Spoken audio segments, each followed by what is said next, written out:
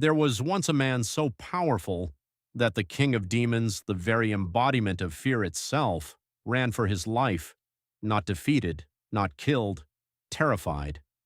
This is the story of the only man who ever made Muzan Kibutsuji feel fear. This is Yoriichi Tsugikuni. But before we go deep into this tale, please take a moment to like this video, type 7 in the comment section and tell us where you are watching from, and please don't forget to subscribe to Global Anime Tales for more tales like this. Born in the heart of the Sengoku era, a time soaked in blood, war, and superstition, Yoriichi entered the world as a mistake, a twin, and in that era, twins were not blessings. They were omens, curses. His father, a proud and ruthless samurai, didn't hesitate. He wanted the child dead, but his mother refused. And so a compromise was made. Yoriichi would live, but only until the age of 10. After that, he would be sent away to a temple to disappear forever. From the moment he was born, Yoriichi was different. A strange mark burned across his forehead, a mark his father believed to be a curse. But it wasn't. It was something far more dangerous. Yoriichi could see the world differently, not just people, not just movement, but inside them. Muscles, blood flow, organs, everything transparent. While his twin brother Michikatsu was raised as a warrior, Yoriichi was hidden, locked away, given scraps, denied education, treated as if he barely existed. He didn't speak, not once, for years. They thought he was deaf, broken, useless. Only his mother understood. Only she stayed by his side, and in her desperation, she made him something. A pair of Hanafuda earrings, a prayer, a hope, that the gods might one day hear him. One day, at the age of 7, Yoriichi smiled, and then he spoke. "I want to become a samurai." The room went silent. His brother was stunned. His father's men laughed. This silent, fragile boy wanted to wield a sword? One of the samurai decided to entertain the idea. He showed Yoriichi a stance, just one, basic, simple. What happened next, no one could have predicted. Yoriichi moved, not like a child, not like a beginner, but like something else. 4 strikes, clean, precise, effortless. The samurai collapsed. Michikatsu, who had trained his entire life, had never landed even one hit like that. And just like that, everything changed. But Yoriichi didn't smile. He didn't celebrate. Instead, he felt something else, regret. "I don't want to hurt anyone."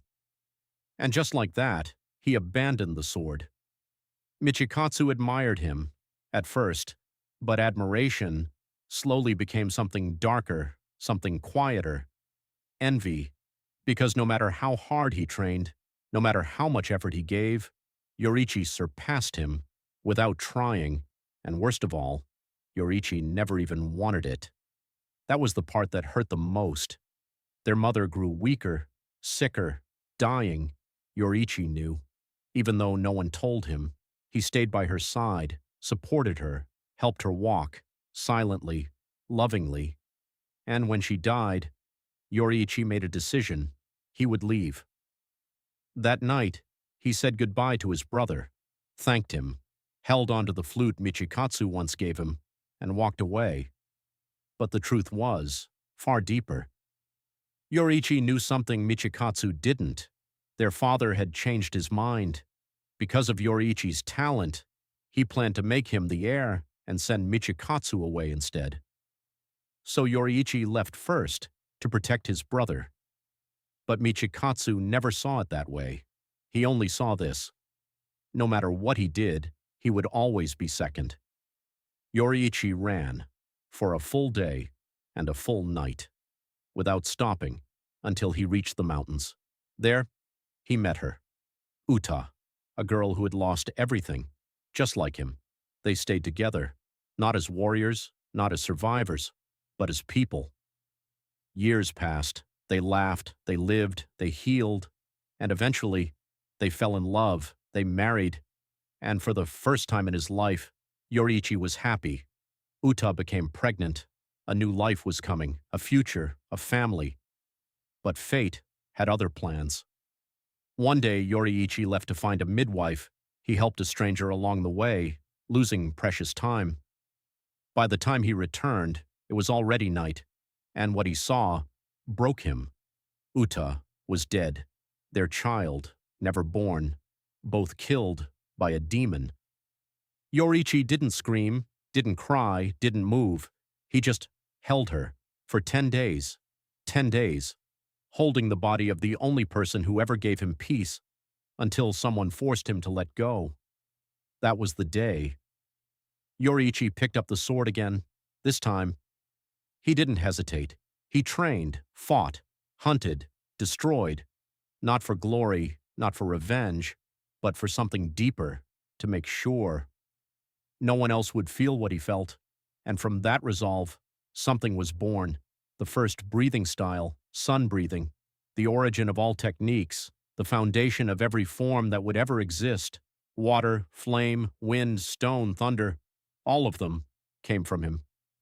Yoriichi wasn't just strong, he was the beginning. And then he met him. Muzan Kibutsuji, the first demon, the king, the nightmare of humanity.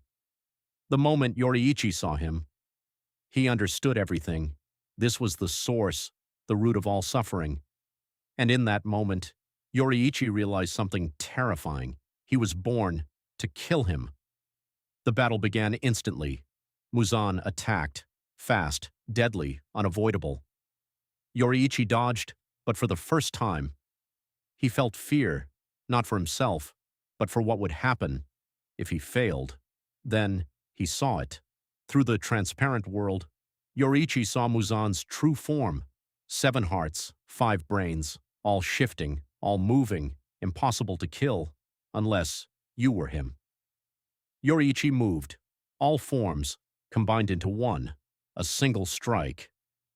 In that moment, time stopped, and Muzan was defeated. Not injured, not wounded, defeated. For the first time in his existence, Muzan couldn't regenerate, and for the first time, he felt fear, real fear. But just as Yoriichi moved in for the final blow, Muzan did something unexpected. His body exploded. Thousands of pieces, fragments. Yoriichi destroyed most of them, but not all, and that was enough. Muzan escaped, and from that day forward, he never forgot. He feared one man, one name, Yoriichi. But the tragedy wasn't over, because the next enemy was someone he loved, Michikatsu, his brother, who had finally made his choice to become a demon, to become stronger at any cost. Yoriichi took responsibility for everything, for Muzan escaping, for his brother's fall, and for that, he was cast out, banished, alone, again, before disappearing. Yoriichi visited one last family, the Kamados, there, for the first time in years. He smiled, he laughed. He taught them the sun-breathing forms, and as he left, he gave away the only thing he had left, his earrings, a symbol, a legacy, a promise that his story would live on. Years passed, decades. Yoriichi grew old, blind, fragile, but never weak.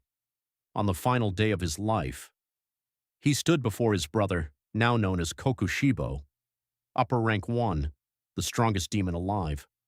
They faced each other, one last time. Kokushibo prepared to fight, but before he could even draw his blade, Yoriichi moved, one strike, clean, perfect. And then, he stopped. Not because he lost, but because his body gave out.